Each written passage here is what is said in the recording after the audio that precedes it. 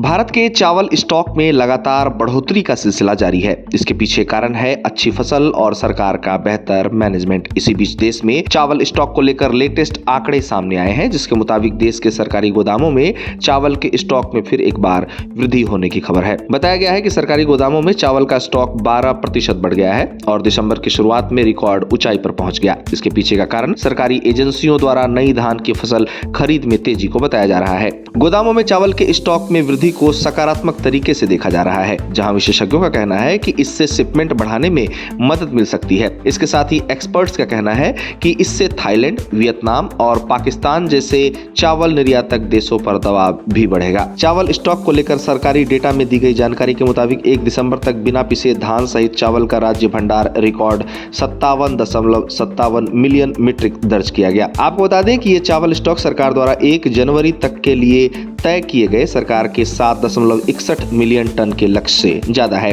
आपको बता दें कि भारत वर्तमान में ग्लोबल राइस निर्यात में चावल फीसदी की हिस्सेदारी रखता है। यही कारण है कि भारत दुनिया का सबसे बड़ा चावल निर्यातक देश वर्तमान में बना हुआ है। हाल ही में सरकार द्वारा अनाज एक्सपोर्ट पर लगे बैन को हटा दिए जाने से भारत के चावल निर्यात में और तेजी देखने को मिली है। एक डेटा में बताया गया है कि भारत ने इस साल यानी 2025 के शुरुआती 10 महीनों में पिछले साल के मुकाबले 37% अधिक चावल का निर्यात किया। ये दिखाता है कि भारत चावल निर्यात में लगातार आगे बढ़ रहा है। भारत के चावल स्टॉक के आंकड़ों में वृद्धि के बीच राइस एक्सपोर्टर्स एसोसिएशन ने उम्मीद जताई है कि भारत का कुल चावल एक्सपोर्ट पिछले साल के मुकाबले 25% की वृद्धि के आंकड़े को छूकर रिकॉर्ड 22.5 मिलियन टन तक पहुंच जाएगा। चावल एक्सपोर्टर्स अच्छे उत्पादन से बेहतर निर्यात की उम्मीद लगा रहे हैं और उम्मीद की जा रही है कि बेहतर उत्पादन और स्टॉक भारत के चावल निर्यात को और आगे ले जाने में मदद करेगा। फिलहाल भारत के पास अनाज की कोई कमी नहीं है और देश के सरकारी गोदामों में चावल के स्टॉक में वृद्धि इस बात का प्रमाण है कि भारत का कृषि क्षेत्र लगातार प्रगति के पथ पर अग्रसर है।